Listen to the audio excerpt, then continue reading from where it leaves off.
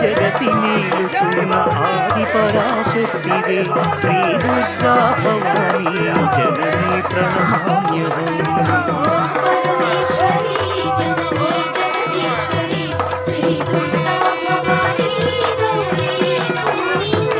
ముగురమ్మల మూలమైన పెద్దమ్మవు నీవేలే భువనాలను పాలించే అమ్మవు నీవే కదా.